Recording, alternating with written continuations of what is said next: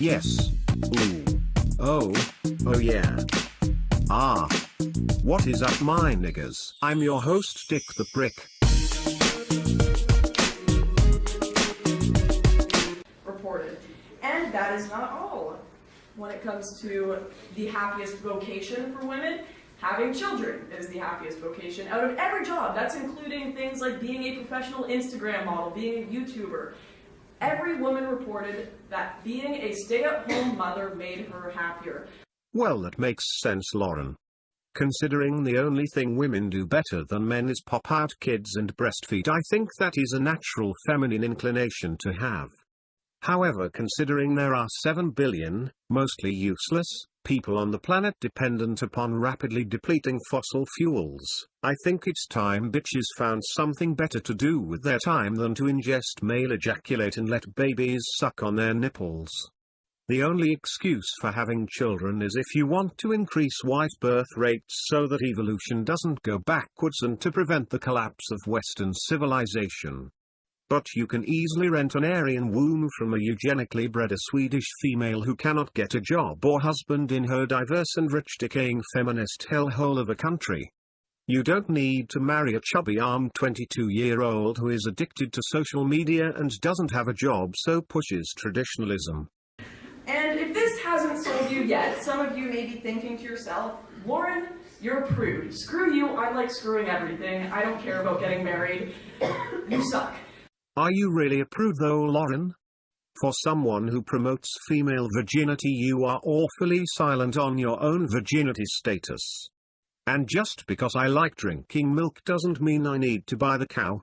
Well, if that's the case, then I actually have some news for you, because traditional values benefit you as well if you just want to screw everything, because the effects of promiscuity on how much you enjoy sex are pretty damning as well.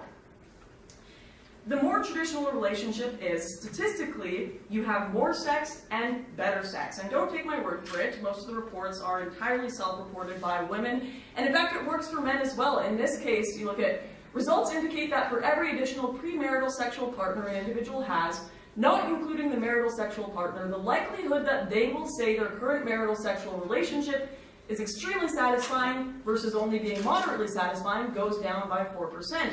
And for men, it goes down by 5.3%. So basically, you have the option of having tons of extremely mediocre sex with lots of people, or extremely great sex with one person and have a meaningful, lasting relationship. It kind of seems like a bit of a no-brainer. Oh really, Lauren? Well, what about this 70-year-old couple? Would this man be having passionate, mind-blowing sex with his wife's dusty hallway? Personally, I would rather not spend my money on a wife who can divorce me, and when I have retired early I can spend that money on prostitutes and Viagra, living a Hugh Hefner lifestyle. You have to have some sort of responsibility from both sexes. Men, these statistics do affect you less when it comes to being with tons of people before marriage. You're still likely to have successful marriages even if you've been with tons of people. However, there still has to be responsibility from both sides to have overall lasting happiness. Now, all this stuff that I'm talking about, all these statistics that lead to happiness, great sex lives, and all these things, are in the realm of something called traditionalism. If you think traditionalism is about having a good sex life and woman's happiness, you are really quite retarded. Traditionalism is about male authority and was something humans did to prevent STDs and unwanted pregnancies before the condom was invented. The idea that traditionalism is about women's happiness is feminist propaganda. Femininity used to be something that we celebrated. You look at in history, goddesses like Venus, they were held up as the stunning image of fertility and beauty. Or you look in Christian iconography, you had the Virgin Mary was held up. And ever since we stopped holding up femininity and women's happiness, we started embracing feminism. And since then, well, what's happened to women's happiness? It has been on a steady decline, and we can't figure it out. We can't put two and two together for some reason. Lauren, if you think the current generation of men who have been raised in this feminist dystopia actually give a flying fuck about the happiness and well-being of women, you will be in for a big surprise when we vote to cut welfare and fuck sex robots and reproduce with surrogates so we don't have to associate with females, whether traditional or feminist. Women have been raised to exhibit the worst aspects of femininity, placing their own happiness at the top of their concerns while only keeping their traditional responsibilities when it suits them. Lauren. Again. It was traditional for females to remain a virgin until marriage. Are you a virgin? Secular research has been confirming what every religion in the world has already known for a millennia, and we are still not listening. So people here may be wondering, if traditionalism is so good, if it's this great thing that has caused for women to be very, very happy, and when taking it away causes for them to be depressed, why on earth have we abandoned it? Lauren. It's time to name the Jew. Just name the group of people that have pushed feminism into all aspects of every white country on the planet. Name the group of people that own a debt and fiat currency-based Federal Reserve Bank on every country on the planet besides the ones who have constant military occupation. Name the people who control the left-winged media. Name the people who actively and openly promote white genocide as their final solution to the Goyim problem. Why are we not sticking to these traditional values? What could possibly make feminist land whales with infected piercings and armpit hair more appealing than the traditional and the feminine? You know, Lauren, not all feminists are ugly and fat. And not all of them adopt the label of feminism. Some of them are reasonably good-looking, conservative and bake pies in the kitchen. In fact, many feminists, like yourself, support feminized modern-day traditionalism which is backed by a feminist-driven legal system. Feminized traditionalism is actually one of the main weapons of feminism, and it is the most harmful institution for men on the planet, which is why you do not discuss how modern traditionalism is beneficial for men at all. So how did this happen? Because Darwinism does not support the survival of the blue-haired social justice warrior. These are literally a breed of people that think it is problematic to pass on their genes. Well, actually, Lauren, evolution doesn't actually hold standards for females at all. In nature, about 95% of females are supposed to reproduce and only about 10 to 30% of males. Feminism occurs after centuries of traditionalism allowing physically and mentally inferior beta males to reproduce because they have money, which means whores will be willing to marry them. This generates weaker men who pander to females. Also, throughout history, unmarried women have reproduced a lot. These offspring are referred to as bastards who are now endangered because of birth control. Also, if you look at the birth rates of black women, the group who are most likely to have AIDS, be single mothers and have the lowest IQs, they reproduce much faster than more evolved races like whites and Japanese who have higher IQs and sexier pink nipples.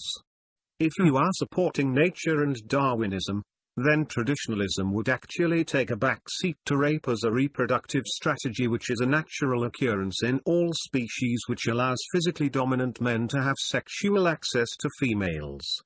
This is why Muslims have such high birth rates, because rape is not illegal in their culture, which is basically traditionalism with a touch of incest, rape, pedophilia, polygamy and funny costumes, which is what traditionalism looks like when feminism doesn't exist in a racial gender pool that has excessive inbreeding.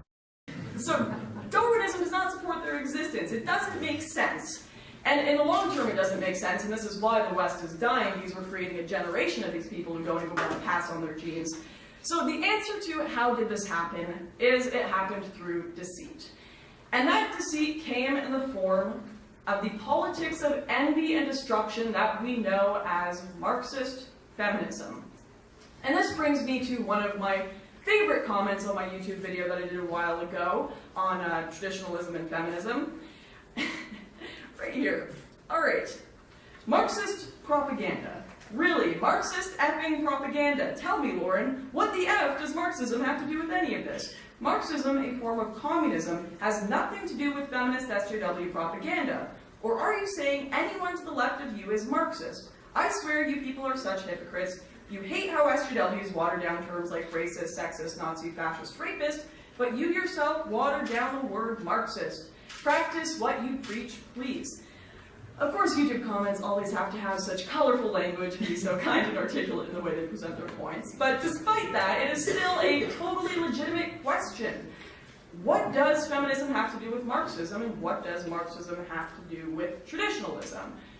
The answer to that is everything. Feminism has been Marxism since the very beginning. Woo! We need to stop with some of the more superficial critiques we've been making of feminism because, quite frankly, at this point, anyone can debunk the wage gap. It's simple math. At this point, it's so easy to debunk their logic. I think there's over 1 million videos just debunking feminism on YouTube right now. It's time to understand the motives behind their apparent stupidity and to see the bigger picture here, because socialism, feminism, Black Lives Matter, LGBTQ propaganda, the free love movement from the 60s, and globalism, these are all not distinct entities. They are branches from the tree of Marxist thought.